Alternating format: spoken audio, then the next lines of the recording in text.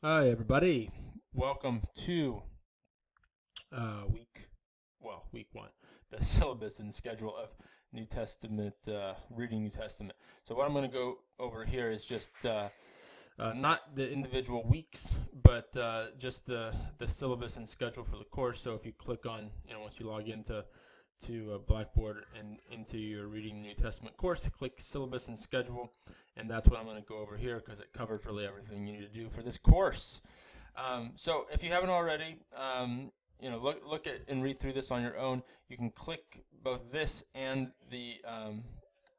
that's the syllabus, and then that's the schedule. Click both of those for a printable version of those, which I think is really helpful to have and print out and keep by your desk or wherever you keep your stuff as you get into the course. The description of this course: an examination of the interpretive techniques necessary in the interpretation of major genres of the New Testament. What that means is there's a lot of New Testament courses, oftentimes use the term survey. We've chosen to use the term reading New Testament to differentiate and emphasize something a bit differently, and that is that we're teaching you how to read the New Testament, just like in reading Old Testament, which most of you have taken. We're teaching you how to read the Old Testament. It doesn't mean that that at the end of the course you're going to know the Old Testament or know the New Testament. It's that we're giving you the skills to be able to read it more effectively. In other words, we're giving you the techniques and interpretive techniques necessary so that you can go to any type of literature. In the Old Testament, you had the prophetic and the narrative, and there's narrative in the New Testament as well. There's apocalyptic. I don't know if we're going to call it that or not. There's the letters of Paul are a different genre, obviously, than the Gospels and that sort of thing. Though they both at times will have some element of narrative. And although the Pauline epistles typically don't have narrative, but obviously um, there's parts of Romans that has some, but obviously Acts, which isn't gospel, is very much narrative. And then some of the books have different forms of literature and genre. Genre being just the type of literature, just like you have a music genre. There's a literary genre as well. So that's the emphasis of this course. So by the end, you should be able to go to any type or any book in the New Testament and analyze what kind of genre is that book written in, and therefore what techniques have I learned that are necessary to start the interpretive process of that book. Okay, so that's what you're doing.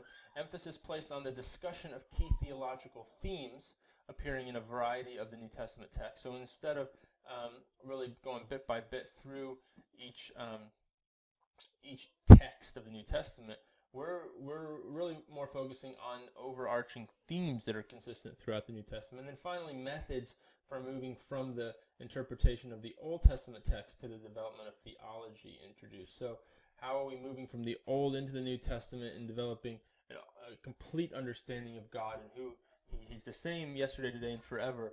But there's something, if you miss the connection of what happened in the old, what led and what was climactic in the work of Christ, obviously, and then how that is influencing or playing into where we currently find ourselves in the overarching story of God and humanity, and go from there. Okay, course objectives: distinguish the various genres in the New Testament for better interpretation. 2, define different approaches to New Testament interpretation, meaning that's, well, your week one will cover some of that, so I'm not going to go into detail on that now. Summarize how the New Testament relates to the Old Testament. Apply New Testament narrative and didactic text to contemporary texts. That makes probably no sense. You don't even know what didactic means, but we'll get into that. Explain the challenges and benefits of various interpretive issues, and develop a short Bible lesson to introduce the New Testament or a New Testament book to new believers. So that'll be part of what you do in this course. Here's the reading. You'll notice that I think at least one of these books you already had if you took Old Testament, reading Old Testament. So obviously you don't have to buy it again. And the idea also is that if you buy all these, at once. It's a little pricey, but you'll be using these in at least one of them in the Old Testament too. So it balances out to be an appropriate amount to purchase books for.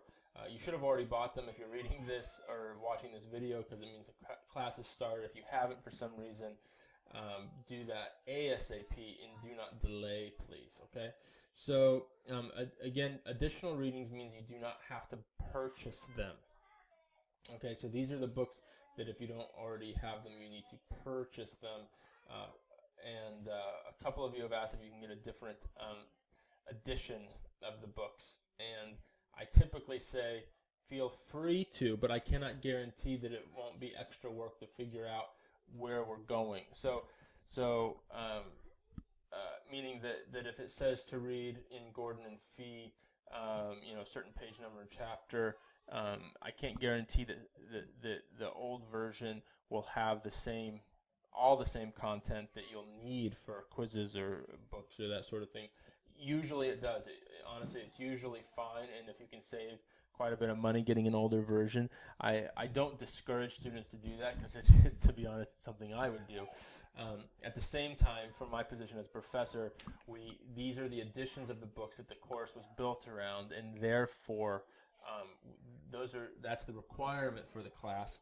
And so if you do happen to get a version that's not this, and it affects some of the material that's available in that older edition, you are responsible for the content in the new edition. But it's usually not an issue, and if you got friends in class, you can probably get away with it and that sort of thing. But I do want to make that, emphasize that appropriately.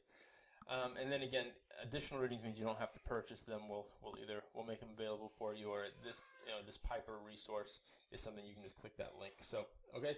Now, the assignments and assessments, I'm not going to go into a ton of detail, because I think it's just no one really pays attention until you realize, oh, I got to start working on this assignment. But as usual in the course, just here's a breakdown of what the class entails, and then I'll go over the assignments shortly or briefly. The discussion boards, same as usual. You're typically going to have them a main post due by Friday night at 11:59 p.m. and then your interaction with at least 2 of your classmates by Monday night, the end of the week. Okay. Course expectations. This is self-explanatory. I'm not going to go through that. Basically, do the work. Papers. These medium-sized, meaning we don't have any massive research papers for this course. Medium-sized papers, we're calling them, are meant to help you work through more complex material at various stages in the course. You have interactive assignments, 1, 2, 2, 2, 3, 1, and 7, 1. And those are going to be submitted through this blog tool. Week 1 even has that in Blackboard.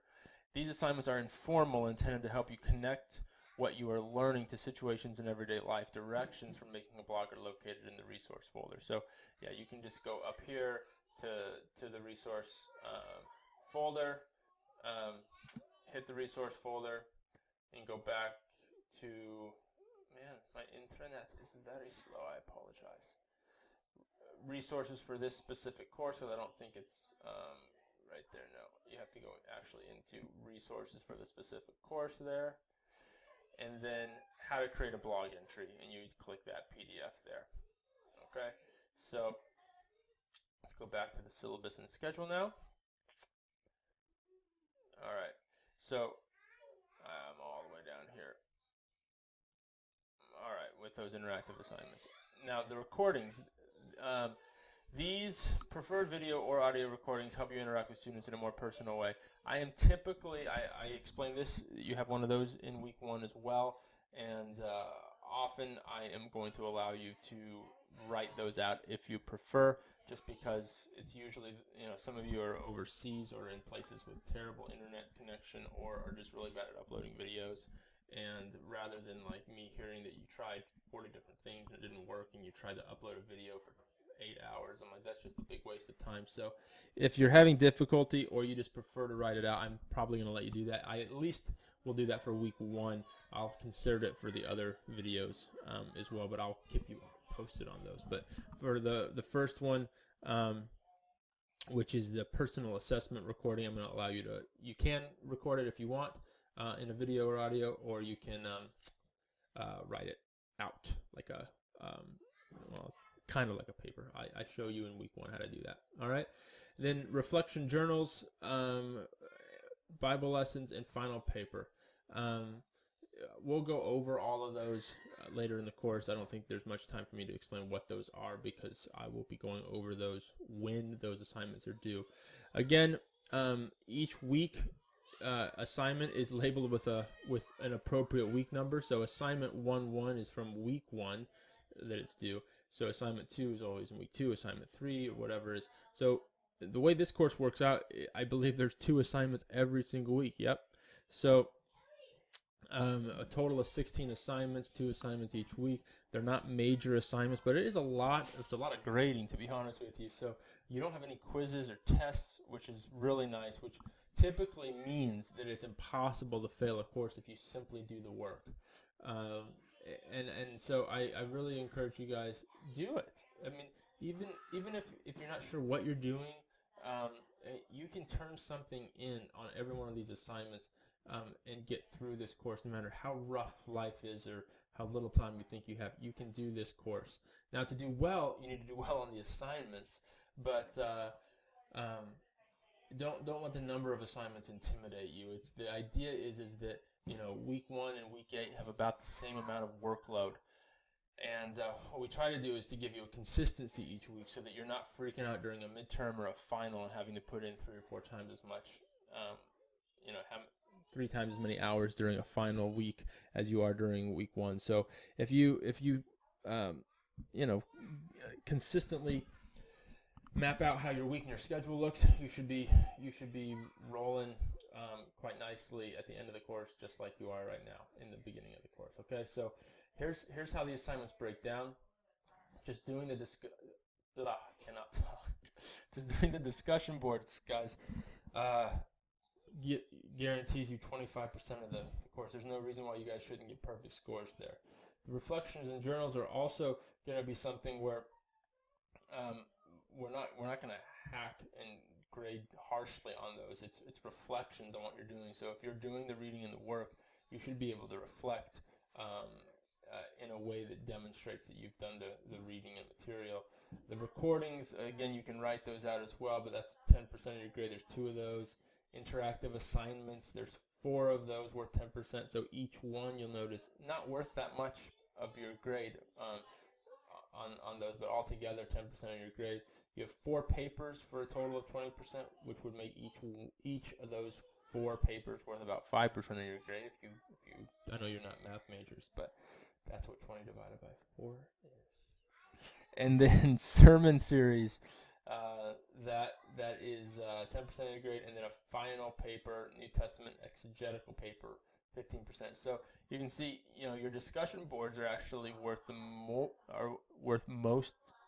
It's the highest percentage of your grade of any one piece. So that final paper, we always try to scare you with final papers as professors, but it's not that scary. It's only 85% of your grade does not include that final paper. It doesn't mean it's not important. It just means that we're not heavily weighting it on one final project, even though it is a final paper, and it's a New Testament exegetical paper. So it'll be fun, I promise. Same grading scale as you've had before, but that, my friends, is the course. Okay, so we're going to have some fun here in the New Testament.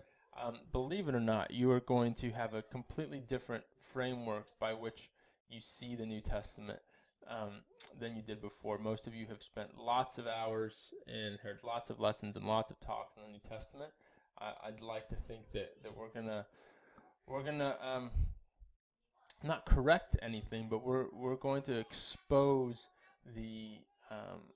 a lot of the shallowness, I think, that most teaching in typical church and youth group stuff goes into when it comes to the depths of what is happening in the New Testament. So you should cherish it and appreciate it.